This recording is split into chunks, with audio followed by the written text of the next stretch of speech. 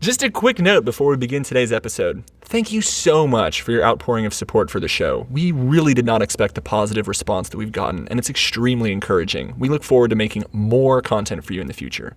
We have noticed quite a number of you have environmental questions. Please feel free to record them using your phone and email them to us at ask@wastenotwhynot.com. Thanks, and now on to the episode. Corals are dying. Most of us know this. And if you don't know, now you know. They're dying en masse. And many people think that that's only because of climate change. But we'll get to that later. The reality is that by 2050, we probably won't have any corals left in our ocean. But a really cool thing about coral is that it regenerates. Well, it can regenerate if we give it the opportunity to. So scientists around the world have been trying to figure out how to do just that. How do we regrow coral reefs? Some have turned to the power of science and are even using 3D printers for restoration. We still struggle to print in color, but maybe this time we can use printing to save a whole reef. But is this possible? Can technology save corals? Hi, I'm Nature Nate, and this is the Waste Not, Why Not podcast, where we talk about how not to waste your time in saving the environment. I'm an environmental researcher based in Taiwan. I work in energy, ocean, and waste issues. Welcome to our third episode of the show. Can technology save corals? Can technology save them? Before we get into coral resurrection, we need to first understand what coral are and why we should care about them. You have to have seen pictures of corals, I assume you know what they are, and maybe at a cocktail party you pretend to know even more, but let me help you out. Corals are essentially plant, animal hybrids. Their symbiotic relationship with algae gives them the energy to create some of the most biodiverse ecosystems on Earth. Biologically speaking, corals are made of two parts. The first is a rock-like skeleton made of polyps, and the second is the zooxanthellae that live inside that skeleton. These zooxanthellae give coral life and its pretty colors.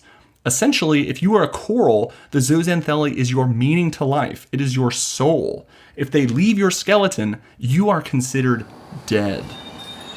So what would make a zooxanthellae leave? It's like a house on fire. When a house catches on fire, you're going to want to evacuate. Likewise, when a coral gets stressed for reasons that we'll get into later, those zooxanthellae peace out, leaving behind just the colorless, lifeless skeleton. You, the coral, are now dead. You have been bleached. Once the coral are dead, the things that live there tend to leave, which is real bad because a lot of things live there. 25% of all marine species live on a reef, on just 0.2% of the ocean floor. So if we lost that, that would be almost the same as if we lost all of the countries in Europe. No more France, no more Italy, just bleached out coffee shops. Reefs are home to some wild dudes, like the mantis shrimp, which has the striking force of a rifle, and it's the only known animal to move in a wheel-like motion. Or cone snails. They can kill you with a poisonous harpoon they hide in their foot. Also, of course, Nemo lives there. And just like the Nemo franchise, corals provide billions of dollars in economic value for humans. They generate this economic value by providing us fun times, ecosystem services, food, and medicine. For recreational value, let's talk money. On the extreme end of the spectrum is the Great Barrier Reef in Australia. By one estimate, the Great Barrier Reef produces 6 billion Australian dollars per year. That's $4.28 billion for you American folks, and 3.8 billion euros for my Euro friends. This is the market value of tourists just visiting the reef and spending money there. Come for the coral, stay for the beers, and the bloomin' onions. Australia needs the Great Barrier Reef to stay alive, because without it, fewer scuba divers would visit, and even fewer Instagram scuba posers would visit.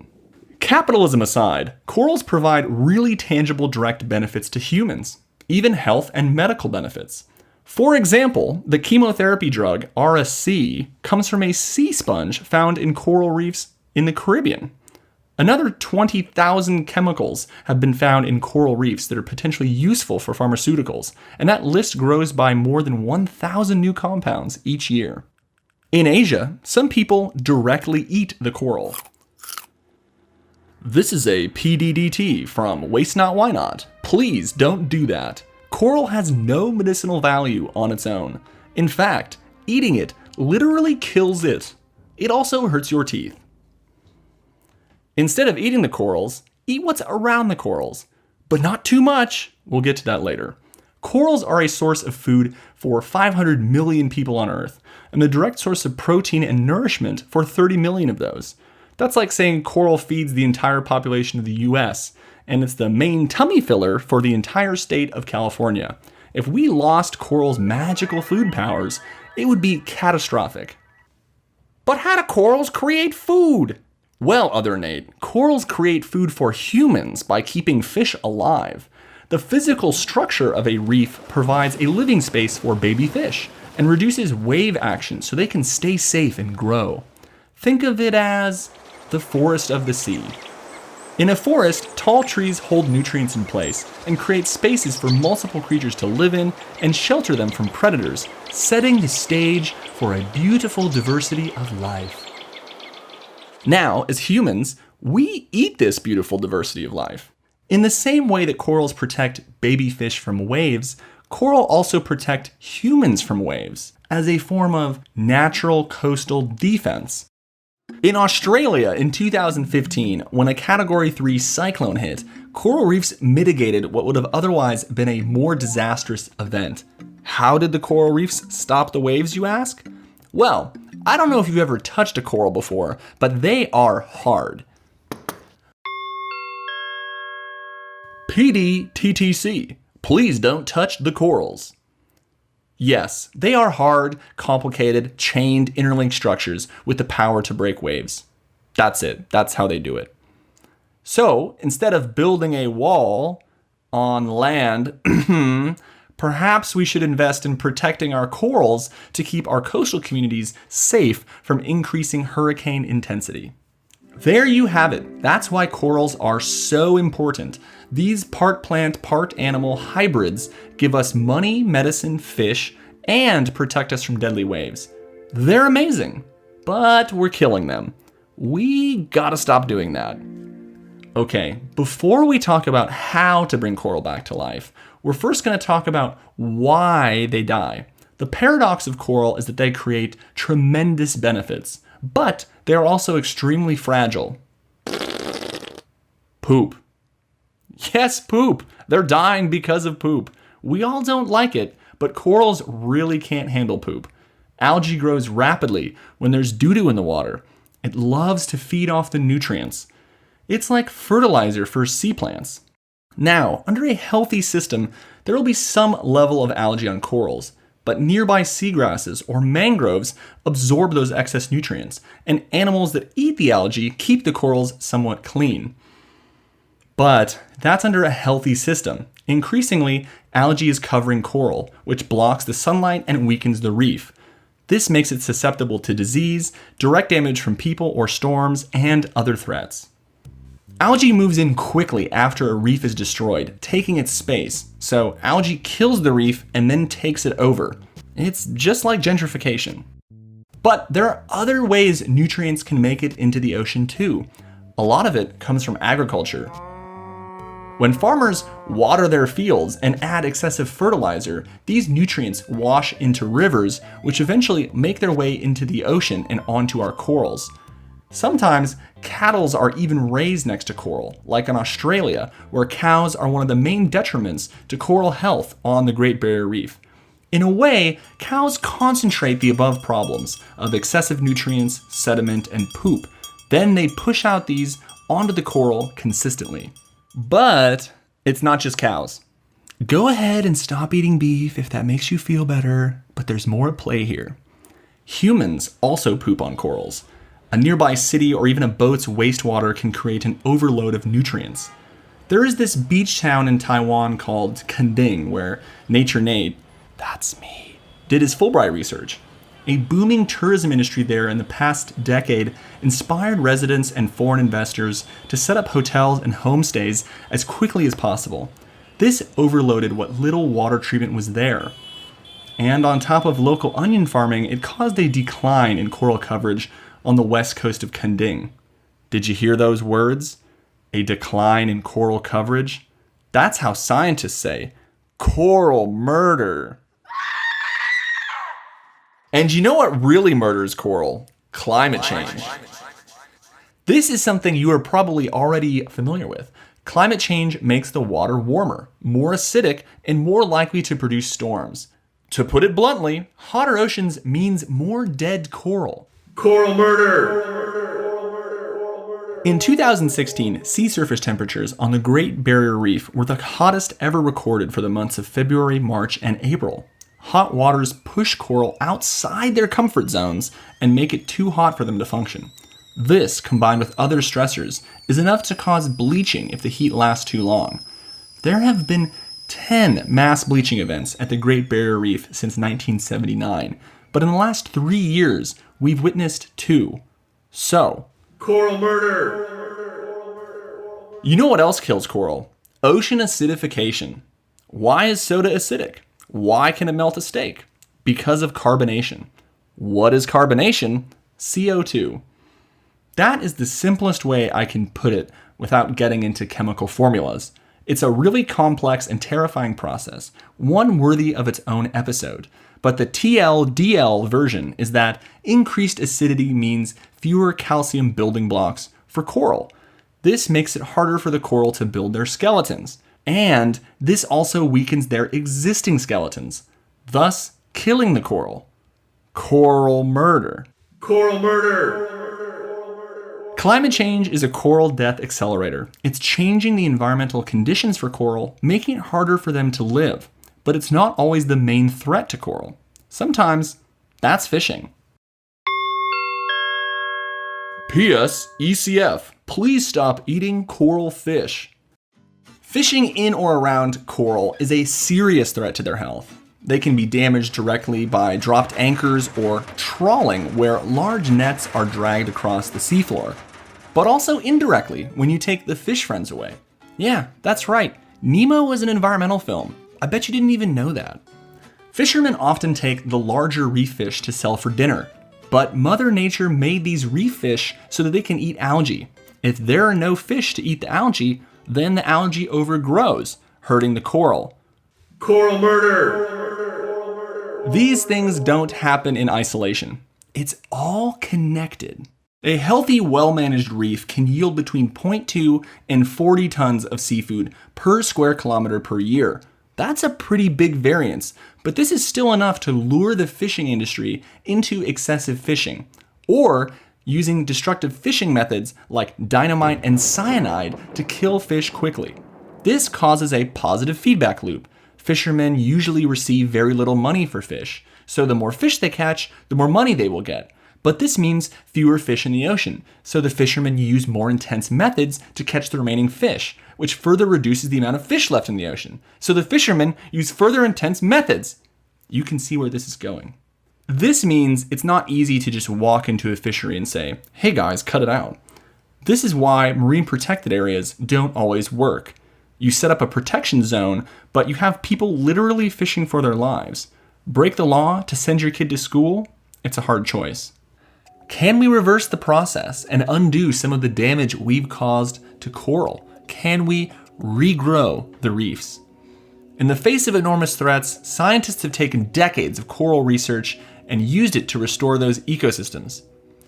Well, since nobody listened to scientists about the decline, maybe it's time to listen to them now that they have new toys.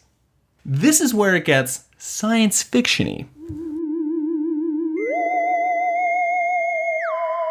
3D printing. Yes, scientists have been trying to figure out how to recreate solid reefs using 3-dimensional printers. The 3D printing can't just be a lump of concrete. It needs to be porous. It needs to have enough crevices to allow new corals to grow. This is a complex job. In 2012, the first 3D printed reef was sunk off of Bahrain. A single section of reef weighed up to 2.5 tons. In Monaco, a firm called Boscalis is working on reef restoration with the Prince Albert of Monaco Foundation. Fun fact, I've actually fingered the prince's belly button. On accident? Well, so I was working at an ocean conference, and I got to mic him up, and my finger slipped in between his shirt buttons and poked his belly button. Anyway, this dude really cares about the environment. That's the takeaway. At some point, these guys sunk 6 reefs made of dolomite, not related to Vegemite, weighing 2.5 tons each into the reef. This took them 13 hours to print, which is weird because that's how long it takes for me to print a single piece of paper at the office. But can new corals just start growing off of a 3D printed structure? Just like that? Think about it. In a natural reef, a bunch of flesh and plants are literally holding together thousands of years of ancient skeletons and stone to create a shorefront that protects humans and our land from cyclones. Fabien Cousteau, of the famed Cousteau family, is working on 3D printing corals too. He warns us that there is no silver bullet for coral restoration. And he's right. While this is a long shot, it's a scientifically based one, and the people working on this, for the most part, are all coral scientists who have decades of research to build off of. This isn't some corporate greenwashing event. These are scientists trying to save what they love. In addition to the quantity and quality of artificial reefs, we're also going after speed. So far, scientists have discovered how to regrow a dying reef 25 to 40 times faster. The Mote Marine Laboratory and Aquarium in Florida made this discovery when their director accidentally dropped a coral when he was trying to move it. To their surprise, they found that the fragments of the coral had actually started to regrow together faster. Now, this wasn't totally unprecedented. Aquarists have been breaking up corals for breeding for a while. This is called fragging. But trying to get them to regrow together into a larger specimen? This had not been attempted at scale. They call this process microfragmenting. Researchers in Indonesia had tried something similar. When they added hexagon-like structures into the reef to support new fragments, they found that they could increase live coral cover by 60%. That's a lot. Of the various coral restoration methods, these two have gotten the most attention. Building new reefs in a special way, or trying to regrow the natural coral faster. Experiments like these give coral a fighting chance in an era of coral murder. But let's go back to the original question. Is this enough to bring coral back, or are we just delaying extinction? Think back to what we know. Corals are under threat from a variety of things: poop, fishing, climate change, and tourism. And I didn't even get into coral diseases, invasive species, or sunscreen. Some things we can easily control as an individual, a company, or even at a city level.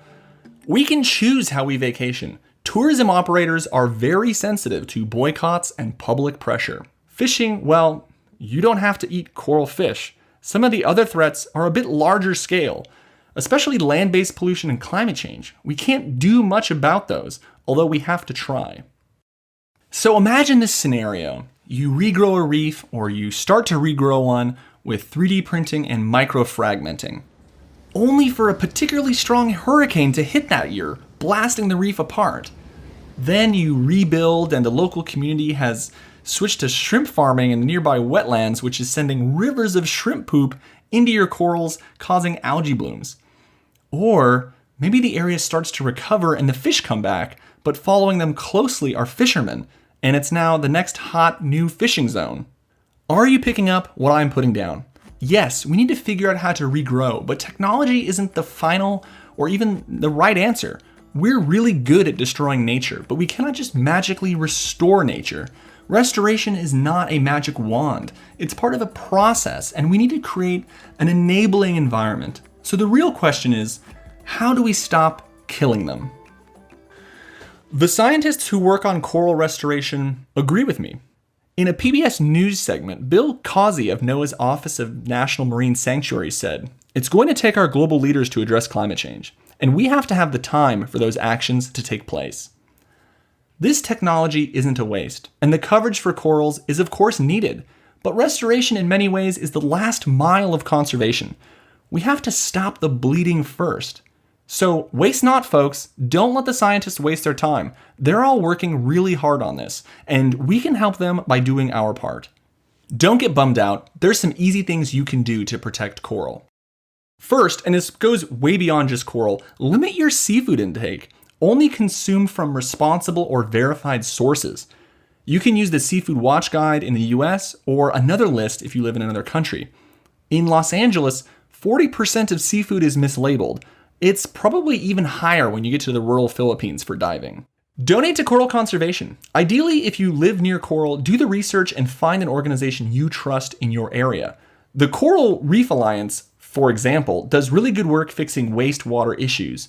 Blue Ventures is another group that works with local communities to ensure sustainable livelihoods, and they also rebuild coastal and wetland habitats. Also, really important, make sure you visit your local aquarium and learn about corals, especially if you plan on seeing them in the wild. Remember, scientists say that by 2050, we could have no more living coral in our ocean.